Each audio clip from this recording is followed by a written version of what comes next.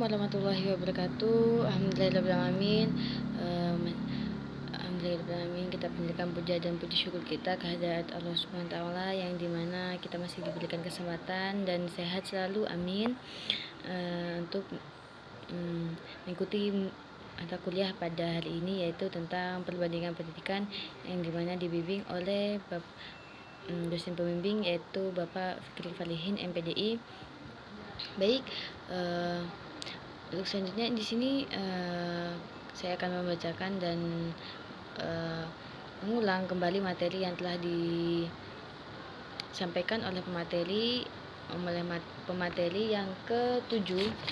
Yang ketujuh yaitu saudari Bulan Maulina dan juga Tantia Devi yang memberikan materi tentang perbandingan sistem pendidikan di negara Brunei Darussalam dan di negara Kesatuan Republik Indonesia sendiri. Baik, saya akan membacakannya. Yang pertama yaitu menjadi penentu dan indikator awal maju mundurnya suatu negara. Ini dari pendidikan muncul manusia yang berkualitas tinggi, berkompeten dalam suatu bidang dan bermoral serta berakhlak baik. Oleh karena itu, kemajuan suatu bangsa dapat dilihat dari kualitas sumber daya manusianya. Yang sumber daya manusia atau SDM yang didefinisikan sebagai keseluruhan orang dalam organisasi yang memberikan kontribusi terhadap jalannya organisasi tersebut. Kemudian pembahasan di sini yang ada 4, yaitu profil negara Brunei Darussalam, yang kedua yaitu sejarah pendidikan, yang ketiga yaitu sistem pendidikan, yang terakhir yaitu tentang perbandingan di negara Kesatuan Republik Indonesia dan di negara Brunei Darussalam. Yang pertama, di antara pendidikan yang paling penting bagi setiap manusia adalah pendidikan Islam, yang dimana pihak kerajaan Brunei ini sangat mengutamakan pendidikan Islam, dan pendidikan Islam ini diberikan kepada anak-anak sejak mereka belum sekolah sampai di perguruan tinggi, karena pendidikan Islam merupakan pendidikan yang melatih kepekaan para peserta didik untuk bersikap berdasarkan spiritual Islam. Baik, yang pertama ini profil dari negara Brunei Darussalam. Ini merupakan salah satu negara di kawasan Asia Tenggara yang terkenal sangat makmur. Kemudian di sini Brunei Darussalam ini merupakan anggota ke-6 ASEAN. Ini mendapatkan kemerdekaannya dari Inggris dan pada tanggal 1 Januari 1984. Nah, ini kepala negara Brunei Darussalam adalah seorang sultan yang sekaligus sebagai kepala pemerintahan atau perdana menteri, yang kendatipun wewenang serta kekuasaan sultan yang diberikan konstitusi begitu besar. Namun sistem pemerintahan Brunei Darussalam ini bersifat demokratis. Tetapi dalam hal ini cara pemilihan para birokrat di Brunei cenderung dengan sistem rekrutmen tertutup. Sistem ini juga tidak menyerap personil dari seluruh lapisan masyarakat, yang dimana dengan demikian dapat diketahui bahwa Brunei Darussalam merupakan negara kerajaan dan kepala pemerintahan berada di tangan sultan.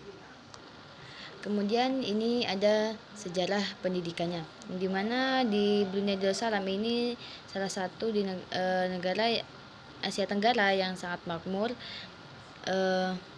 Pada tahun 1960 sekolah Melayu pada tingkat pendidikan menengah dibuka di Belait tahun 1979. Pendidikan TK yang merupakan bagian tingkat dasar mulai diterapkan di Brunei. Sedangkan Universitas Brunei Darussalam ini didirikan pada tahun 1985. Kemudian sejak tahun 1984 kurikulum pendidikan nasional mewajibkan para siswa untuk menguasai bahasa, yaitu bahasa Melayu dan bahasa Inggris. Yang kemudian pemerintahan Brunei Darussalam ini merumuskan model pendidikan yang objektif, yaitu pendidikan sebagai wadah untuk melahirkan rakyat yang taat beragama, yang dimana mereka akan menjadi pelita umat yang mempunyai pemahaman dan pegangan yang benar. Kemudian dalam sistem pendidikan ini pemerintahan Brunei ini menetapkan 3 bidang utama, yaitu dalam pendidikan.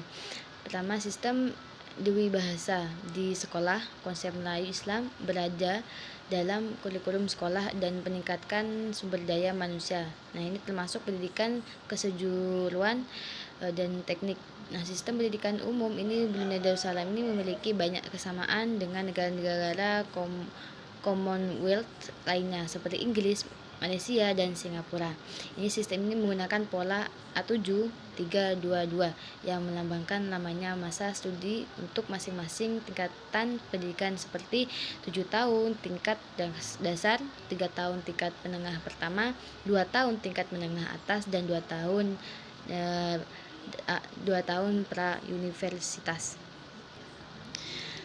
Yang terakhir yaitu tentang perbandingan di negara Kesatuan Republik Indonesia dan di negara Brunei Darussalam. Di sini persamaannya persamaan di negara Brunei Darussalam dan di negara Republik Indonesia ini, pendidikan di Indonesia dan Brunei Darussalam memiliki persamaan pada pendidikan menengah pertama dan kurikulum tentang pendidikan agama. Kemudian pendidikan menengah pertama di dua negara ini sama-sama berlangsung selama 3 tahun. Kedua negara ini juga memiliki kesamaan pada kurikulum, yaitu memasukkan mata pelajaran agama dalam kurikulum.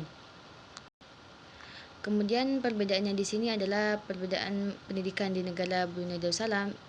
Ini pendidikan di Indonesia dan Brunei Darussalam memiliki banyak perbedaan, diantaranya pada sistem pendidikan taman kanak-kanak dan juga sistem pendidikan untuk tingkat menengah atas, serta pada penggunaan bahasa Inggris dalam proses belajar mengajar. Yang kedua yaitu pendidikan dasar di Indonesia ini dimulai ketika anak-anak memasuki sekolah dasar, yaitu ketika berusia 6 tahun. Nah, sedangkan di Brunei Darussalam ini dimulai sejak taman kanak-kanak ketika anak berusia 5 tahun.